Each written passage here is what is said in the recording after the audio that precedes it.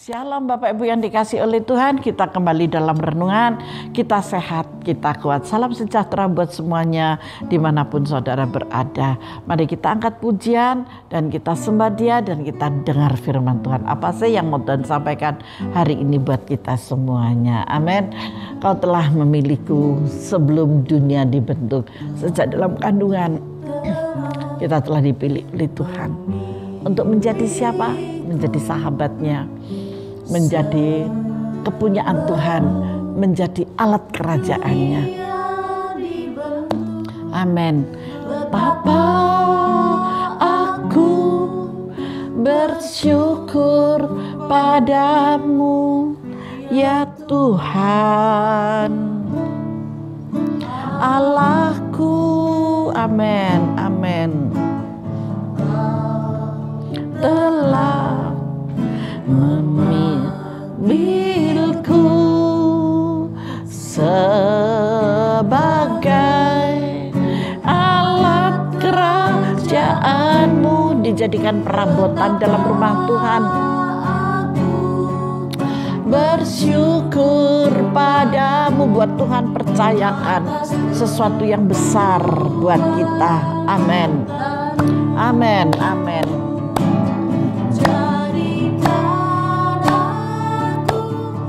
Bait sucimu yang kudus dan yang tiada bercela, jadikan aku mesbah doamu bagi keselamatan bangsaku. Amin, haleluya. Kau telah memilihku sebelum dunia dibentuk.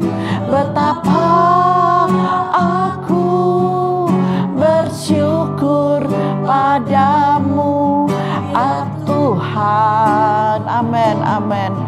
Allahku, oh terima kasih Bapa, terima kasih.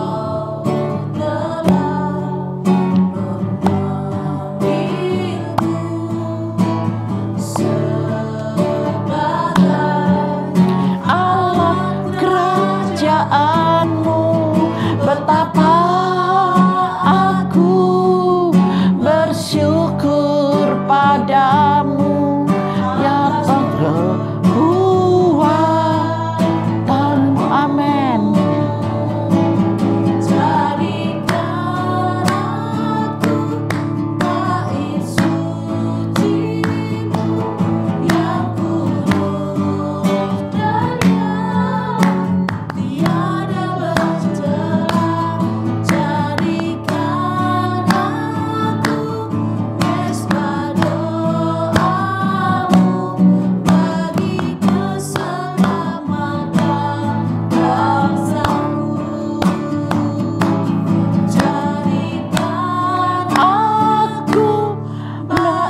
Sucimu yang kudus dan yang tiada bercela, jadikan aku mesbah doamu bagi keselamatan bangsaku, bagi keselamatan bangsaku,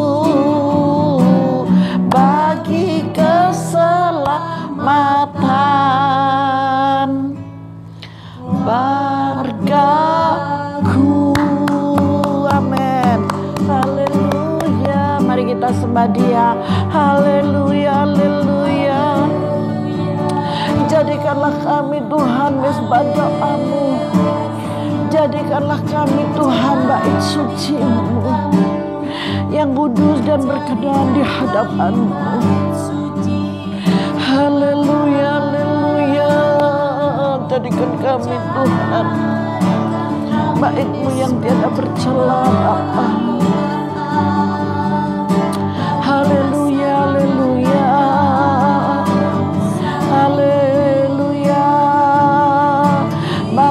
terima kasih Bapa. Bapa terima kasih. Haleluya. Syukur kami naikkan bagimu Yesus. Haleluya. Haleluya. Haleluya.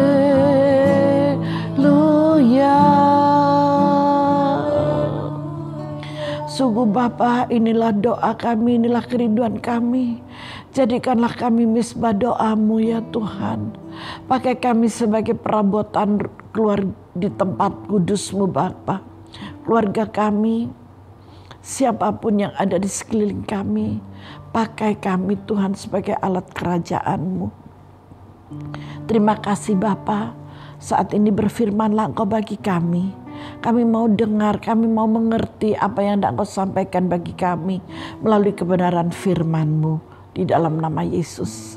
Mari saudara dikasih oleh Tuhan, kita terima kebenaran firman ini. Kita beralaskan di dalam nama Tuhan Yesus Kristus. Haleluya. Amin. Mari Bapak Ibu yang dikasih Tuhan, kita masuk dalam kebenaran firman-Nya. Haleluya. Saya memberi judul sekarang, cinta yang menyatukan. Amin. Saudara mau cinta yang menyatukan? Tahu nggak rahasianya cinta yang menyatukan? Apa sih Bu? Kita masuk aja ke dalam firman-Nya ya. Ayo Yosua 22. Yosua 22 kita lihat dari ayat yang ke-24. Saya akan kupas dari 24, 25, 26 sampai 27, cukup 4 ayat aja. Sudah semua? Oke, siap? Ya, ayat 24 ya. Tetapi sesungguhnya kami telah melakukannya karena cemas. Ini judulnya apa tadi? Cinta yang menyatukan. Tetapi sesungguhnya kami telah melakukannya karena cemas. Sebab pikir kami di kemudian hari anak-anak kamu mungkin berkata kepada anak-anak kami. Jadi ini sudah masuk ke berapa level keturunan gitu ya. Demikian, apakah sangkut pautmu dengan Tuhan Allah Israel? Nah ini kita lihat judulnya di sini dalam perikopnya. Suku-suku di seberang Yordan mendirikan misbah. Nah dari sini ini sudah kita lihat suku-suku di seberang Yordan mendirikan misbah. Berarti ini ada kesalahpahaman. Dari sini sudah dikatakan di kemudian hari anak-anak kamu mungkin berkata kepada anak-anakku demikian, apakah sangkut pautmu dengan Tuhan Allah Israel? Apa sih?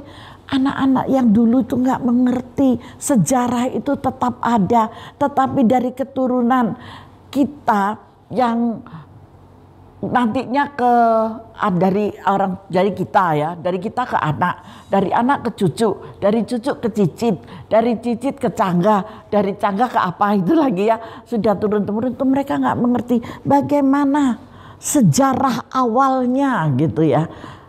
Kita ini bagaimana, misalkan berdirinya gereja ini aja. Kalau orang yang baru dia nggak akan tahu sejarah gereja ini gimana, berdirinya bangunan ini gimana, nggak tahu. Apakah cucu saya misalkan dia mengerti? Nggak ngerti. Yang dia tahu adalah yang hari ini. Maka dari itu firman Tuhan katakan apa kemarin, masih ingat firman-Nya, lebih baik kita diam ya. Jadi nggak usah tidak bisa melakukan firman, kita lakukan firman, melakukan firman itu apa? Diam. Ini rasanya kok masih menyangkut ya dengan pengajaran-pengajaran supaya kita itu menjadi pelaku firman yang handal, yang oke di hadapan Tuhan. Jadi bukan keamarahan, bukan kesalahpahaman, tetapi suatu pemahaman gitu ya, bukan salah paham tetapi memahami. Nah kita lanjut ya, soalnya cucu-cucu itu nggak akan ngerti gitu ya. Anak mungkin masih mengerti, tapi kalau sudah ke cucu, ke cicit, ke cangga, ke apa atau udak sewur-sewur, apa udak sewur apa itu nggak tahu saya. Begitu panjangnya keturunan sampai ke 7, ke 8 itu sudah nggak ngerti sejarah awalnya. Tetapi firman Tuhanlah yang menjadi pegangan kita sampai kapanpun. Firman ini tetap ada. Bayangin dari zaman kejadian tuh sampai zaman kasih karunia, firman ini tetap sama, tidak berubah sama sekali.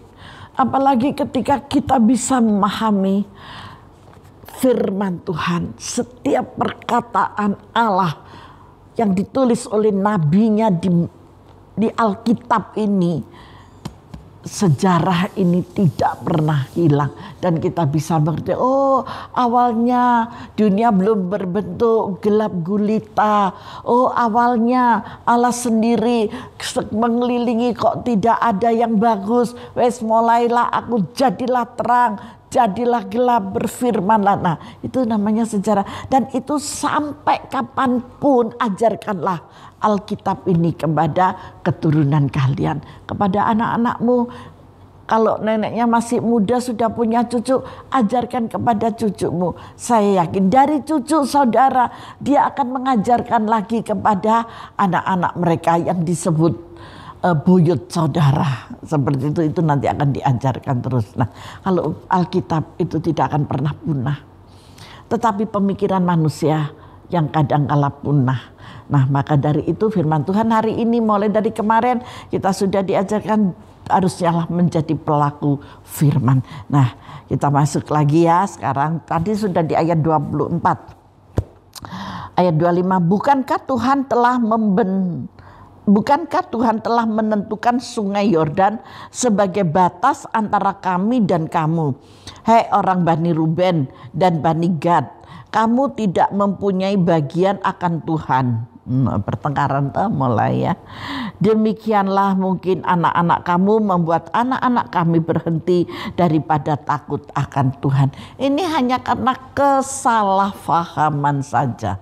Maka dari itu janganlah saudara mudah salah faham, jangan mudah salah pengertian. Ketika saudara salah faham, dipikir sendiri, dicari pengertiannya sendiri, akan salah semua. Kalau kita mau diberkati, kita lakukan firman. Kita belajar sabar. Firman Tuhan diajarkan kepada kita, hukum terutama adalah hukum cinta kasih. Kita harus membagikannya. Mungkin minggu kemarin tentang cinta-cinta. Hari ini apakah mudah cinta itu? Ternyata enggak. Kita harus masuk lebih dalam lagi untuk melakukan dan mendapatkan cinta yang sejati itu. Yaitu firman Tuhan hari ini. Ini membuat satu pertengkaran yang luar biasa. Suku Israel yang di sebelah timur mendirikan Mizpah sebagai tugu peringatan persatuan. Itu yang di sebelah timur mendirikan yang sedemikian. Kita lanjut dulu ya ke sini ya. Sebab itu kata kami, biarlah kita mendirikan Mizpah itu bagi kita. Jadi dia mau mendirikan Mizpahnya sendiri. Bukanlah untuk korban bakaran dan bukanlah untuk korban sembelihan. Jadi mereka akan mendirikan Mizpah sendiri. Enggak apa-apa, dirikan Mizpah masing-masing. Untuk apa? Sesuai dengan apa yang saudara mau. Tapi semua kembalikanlah kepada kemuliaan dan hormat kepada Tuhan, bukan untuk diri kita sendiri. Kalau dulunya waktu masih nggak punya, mungkin larinya kepada Tuhan, tetapi begitu sudah diberkati, sudah mulai berduit, itu sudah mulai beda lagi, sudah tidak mendirikan Mizpah-Mizpah yang untuk pengorbanan, tetapi Mizpahnya sudah hancur karena sudah tidak didirikan lagi Mizpah itu. Kita lanjut dulu ya sampai di ayat yang ke-26. Sebab itu kata kami, biarlah kita mendirikan Mizpah itu bagi kita, bukanlah untuk korban bakaran. Jadi untuk pribadinya sendiri. Bukan untuk korban bakaran untuk orang lain dan yang lain sebagainya. Dan bukanlah untuk korban sembelihan bagi orang lain. Untuk bersama-sama kita mendirikan Mizpah ini. Ayo kita bersatu, tidak. Tetapi sudah mulai ada pertengkaran.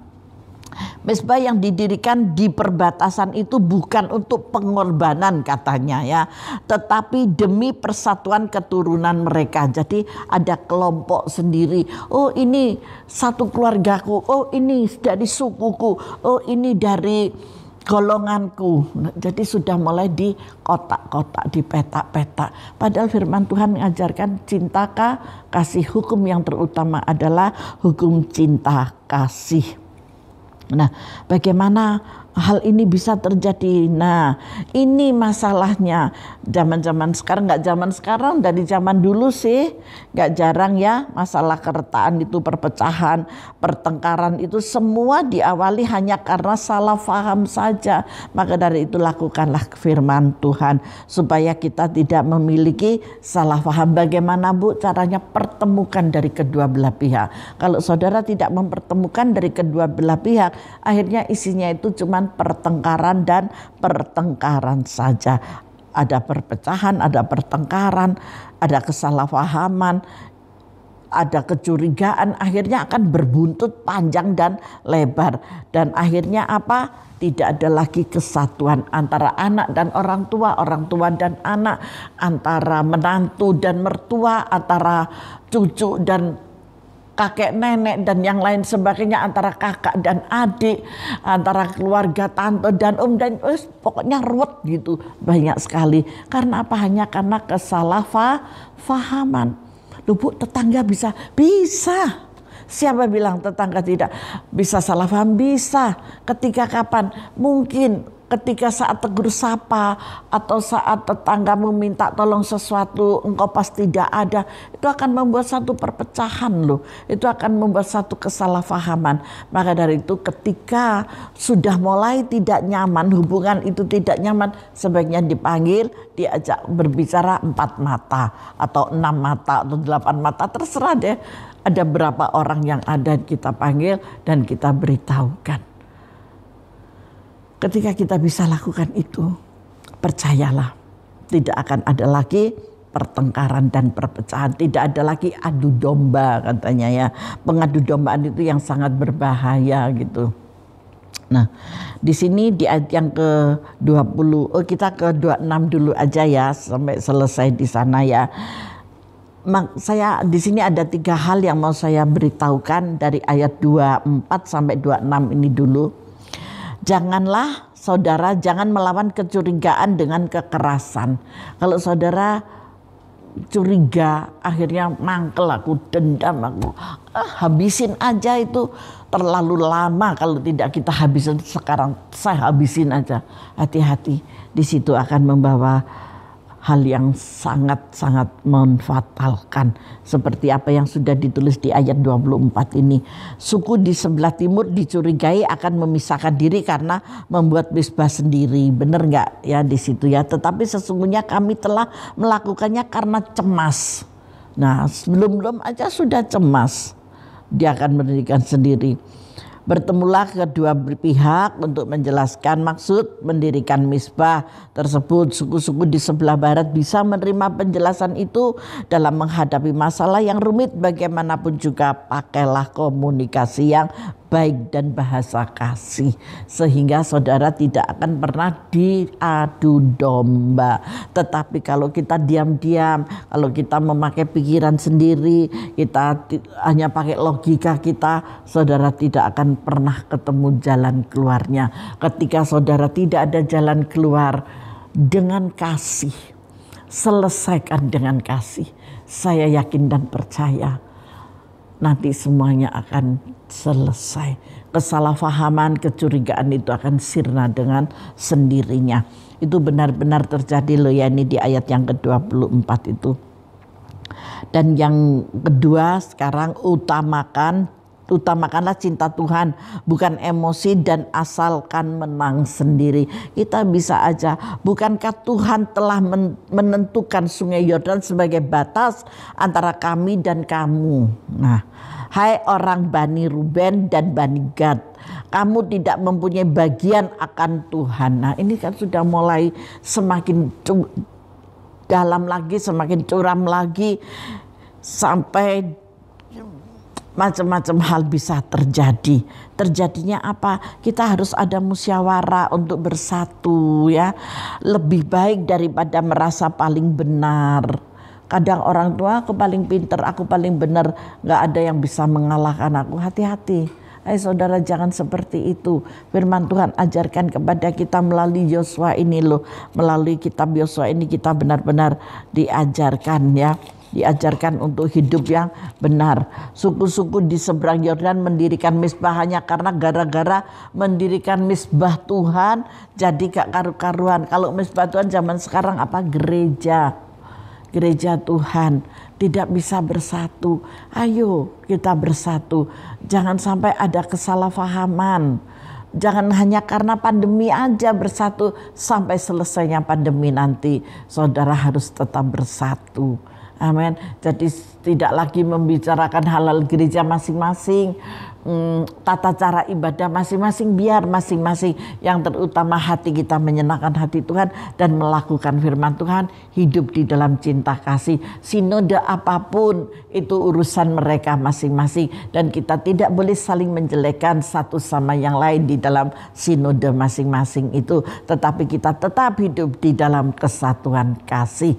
Itu kalau berbicara tentang gereja, karena ini menyangkut dengan mezbah. Mezbah juga bisa didirikan di rumah saudara masing-masing. Jadi lu kok ada mezbah, padahal itu orang Katolik, kenapa kok diisi dengan orang Kristen? Tidak ada antara Katolik dan Kristen. Mezbah doa didirikan kita mengundang hadirat dan kuasa Tuhan. Ketika kita mengundang hadirat dan kuasa Tuhan, itulah yang dikatakan mezbah doa. Amin. Jadi tidak ada sangkut paut dengan tata cara ibadah dan keagamaan. Nomor satu, cinta kasih yang dari hati kita untuk Tuhan, dan kita mendirikan mezbah doa. Haleluya. Bisa dipahami akan firman, akan penjelasan saya hari ini. Nah, di sini dikatakan ya bahwa di sini bukankah Tuhan yang ada di seberang Yordan, Tuhan telah menentukan sungai Yordan sebagai batas antara kami dan kamu, hai orang Bani Ruben dan Bani Gad, kamu tidak mempunyai bagian akan Tuhan. Demikianlah mungkin anak-anak kamu loh, sampai anak-anak lo ini membuat anak-anak kami berhenti daripada takut akan Tuhan. Bukan karena gara-gara didirikan mezbah ini terus anak-anaknya murtad gak takut akan Tuhan. Jangan takut, jangan salah ya. Jangan sampai ada salah pemahaman dan salah pemikiran. Kenapa sih keluargaku ini kan dari gereja lain, kenapa kok mau diisi dengan gereja ini? Mezbah itu tidak pandang, ku tak pandang dari gereja mana, asalkan berdiri di atas kebenaran firman Tuhan.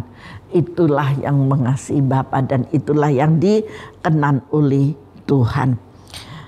Musyawarah untuk bersatu lebih baik daripada merasa paling benar. Biasakanlah mulai dari keluarga, dari gereja sampai lingkungan masyarakat. Asal masih ada cinta, semua akan berakhir dengan baik. Amin. Jadi bukan karena apa-apa, tetapi karena hubungan yang intim, hubungan yang penuh dengan pengertian. Jangan khawatir, ayat 25 tidak akan pernah terjadi.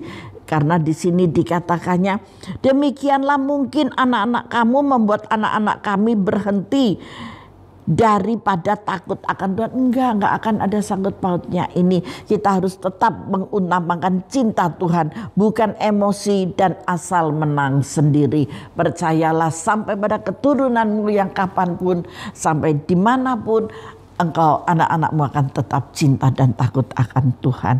Di ayat yang ke-26 di sini dikatakan, sebab itu kata kami, biarlah kita mendirikan mezbah itu bagi kita, bukanlah untuk korban bakaran dan bukanlah untuk korban sembelihan. Ini namanya masih menangnya sendiri, masih emosi, masih egois gitu. Ya, kita masuk di ayat yang ke-27.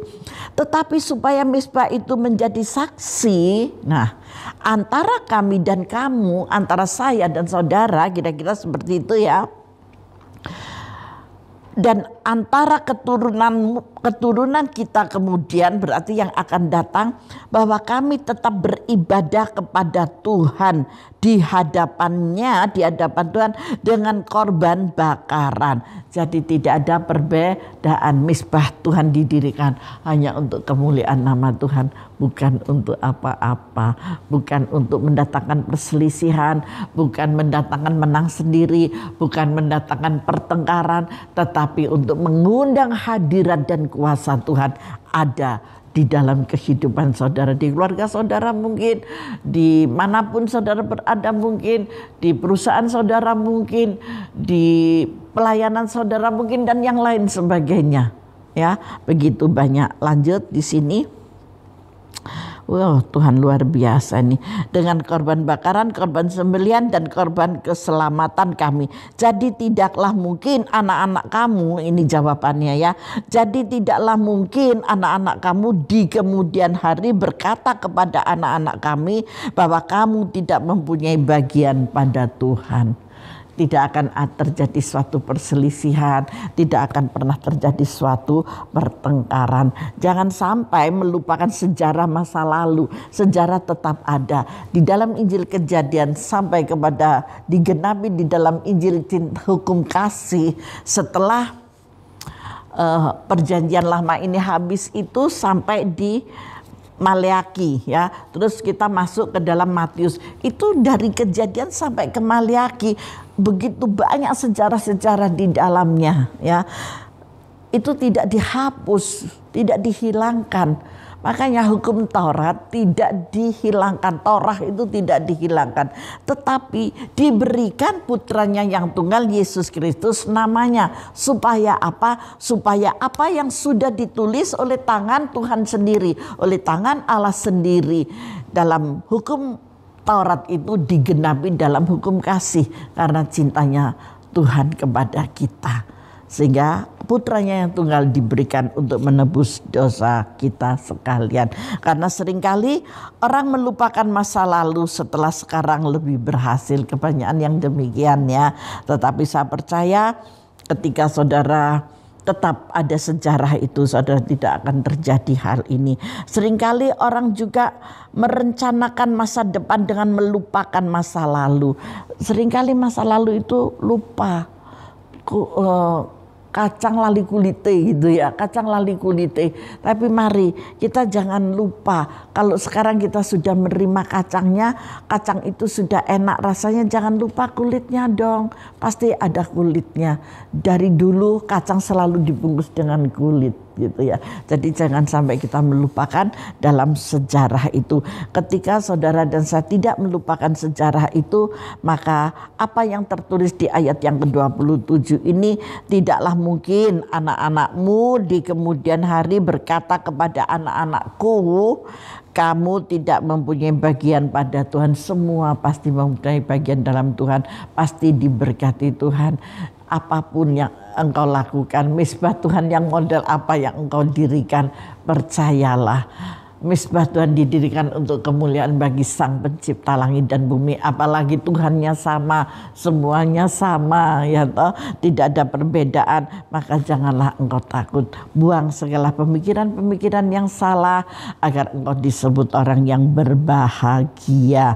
Amin. Ketika engkau memiliki pemikiran yang salah, nanti engkau tidak akan berbahagia. Karena apa? Kehebatan suku-suku di sebelah timur adalah mereka berusaha untuk kembali pada fokus, yakni Tuhan yang telah memberkati mereka dengan tanah perjanjian. Jadi sejarah itu masih ditulis, sejarah itu masih diingat. Aku percaya bahwa tanah perjanjian itu yang sudah Tuhan berikan kepadaku, yang berlimpah air susu dan madunya, itu tetap kami percayai. Sampai hari ini berkat Abraham, Ishak dan Yakub ada di tangan saudara. Haleluya. Ada di tangan kita semuanya dan kita menikmati hal itu. Bagaimana dengan hidup kita setelah berhasil? Apakah kebahagiaan yang sudah saudara terima saudara lupakan? Dulunya begini, sekarang begini. Dulu penuh perjuangan untuk merebut tanah perjanjian itu. Setelah Tuhan mengenapi semua janjinya yang ada dalam firman itu, kita lupakanlah, kita sudah diberkati, kita sudah dibebaskan, kita sudah kaya dan yang lain sebagainya. Wis, aku tidak mendirikan lagi misbah doa. Mari saya ajak Bapak Ibu Saudara sekalian, tetaplah mendirikan misbah doa. Karena mendirikan misbah doa itu bukan untuk kemuliaan sesama manusia, tetapi untuk kemuliaan bagi nama Tuhan. Jangan diperdebatkan karena berdirinya misbah doa. Karena misbah doa itu untuk Tuhan, untuk menyenangkan hati Bapa. Faham di sini? Jadi lakukanlah firman itu dengan cinta kasih. Haleluya. Ketika kita bisa melakukan dengan cinta kasih, maka keberhasilan masa kini tidak akan terjadi tanpa pengalaman masa lalu bersama Tuhan. Ya apa enggak? Keberhasilan masa depan tidak akan berhasil tanpa pimpinan Tuhan. Semua itu masih ada keterkaitan dengan Tuhan. Saya tuliskan seperti itu ya. Keberhasilan masa kini tidak akan terjadi tanpa pengalaman masa lalu bersama Tuhan. Tidak akan pernah terjadi. Keberhasilan masa depan tidak akan berhasil tanpa dipimpin oleh Tuhan. Karena Tuhan yang mengatur di masa depanmu dan masa sekarang ini. Tuhan cuma minta satu, jangan mudah emosi. Tetaplah memiliki roh kesabaran. Maka engkau akan disebut orang berbahagia. Bahagia di dalam segala hal. Karena di sini dengan jelas dikatakan, jadi tidaklah mungkin anak-anak kamu di kemudian hari berkata kepada anak-anak kami bahwa kamu tidak mempunyai bagian pada Tuhan, tetapi semuanya akan mengalami sesuatu yang luar biasa. Di ayat 28 lagi kata kami, apabila di kemudian hari demikian dikatakan mereka kepada kita dan kepada keturunan kita, maka kita akan berkata, tengoklah bangunan tiruan misbah Tuhan itu. Nah, tengoklah, lihatlah bangunan tiruan misbah Tuhan itu yang telah dibuat oleh nenek moyang kami, bukan untuk korban bakaran dan bukan untuk korban sembelihan, tetapi misbah itu menjadi saksi antara kami dan kamu. Tetap ada misbah ini. Dari nenek moyang kita, dulu mereka bertengkar, dulu mereka salah paham. Tetapi setelah keturunan bukanlah Tuhan mengabaikan, tetapi kita menomorsatukan tentang misbah ini. Maka apa yang terjadi di ayat 29, jauhlah daripada kami untuk memberontak terhadap Tuhan. Itu tujuannya. Dan untuk berbalik daripada Tuhan. Pada hari ini dengan mendirikan misbah untuk korban bakaran, korban sajian atau korban sembelihan, misbah yang bukan misbah Tuhan, Allah kita yang ada di depan kemah sucinya. Nah, bukan itu, bukan untuk diperdebatkan, tetapi untuk kita melakukan dalam pengorbanan itu. Sekali lagi yuk kita baca, jauhlah daripada kami untuk memberontak terhadap Tuhan. Itu aja tujuannya. Jangan sampai kita memberontak dari hadapan Tuhan. Karena apa? Karena di sini telah ditulis, dan untuk berbalik daripada Tuhan pada hari ini dengan mendirikan misbah untuk korban bakaran. Jadi bukan untuk berbalik daripada Tuhan, tetapi semakin mendekat kepada Tuhan. Ada korban apa saja? Ada korban sajian, korban sembelihan, misbah bukan misbah Tuhan Allah kita yang ada di depan kemah sucinya. Tetapi setelah Imam Pinehas dan para pemimpin umat serta para kepala kaum-kaum orang Israel yang bersama-sama dengan dia mendengar perkataan yang dikatakan oleh Bani Ruben, Bani Gad dan Bani Manasye itu, maka mereka menganggap hal itu baik. Ternyata baik tujuannya. Kemudian berkatalah Imam Pinehas bin Eleazar kepada Bani Ruben, Bani Gad dan Bani Manasye, sekarang tahulah kami bahwa Tuhan ada di tengah-tengah kita. Wow, ini yang Tuhan nantikan, ini yang Tuhan mau ya. Sebab tidaklah kamu berubah setia terhadap Tuhan. Ternyata tidak berubah setia sekalipun diberkati, sekalipun sudah dalam kejatuhan. Tidak ada perubahan sama sekali. Dengan demikian kamu telah melepaskan orang Israel dari hukuman Tuhan. Nah, dengan berdirinya misbah Tuhan, terlepaslah orang-orang Israel ini dari hukuman Tuhan. Haleluya. Sudahkah saudara mendirikan misbah doa di rumahmu, misbah doa dalam kehidupanmu, dalam keluargamu? Ayo kita mulai untuk mendirikan misbah doa itu. Kalau engkau punya perusahaan, dirikan di perusahaanmu. Amin. Haleluya. Tuhan Yesus memberkati. Mari kita masuk dalam doa. Bapa, terima kasih buat kebenaran firman-Mu hari ini Bapa. Engkau telah mengertikan kami melalui sejarah di dalam kebenaran firman Tuhan yang telah ditulis oleh para imam pada waktu itu. Sampai hari ini kami masih tetap berjalan di dalam pimpinan kuasa Roh Kudus-Mu. Terima kasih Bapa, semakin hari biarlah Engkau semakin taruh roh pengertian, roh hikmat marifat ini ya Bapa, agar kami benar-benar hidup berkenan di hadapan-Mu. Terima kasih banyak Bapa, terima kasih. Jadikanlah kami berkat Tuhan bagi banyak orang. Hanya di dalam nama kuasa Tuhan Yesus Kristus hamba-Mu berdoa mengucap syukur bersama dengan anak-anak-Mu di rumah. Dimanapun mereka berada kami bersyukur. Berkat Tuhan melimpah atas-Mu. Terimalah dengan sukacita di dalam nama Tuhan Yesus Kristus yang diberkati. Mari katakan amin. Tuhan Yesus memberkati kita semuanya.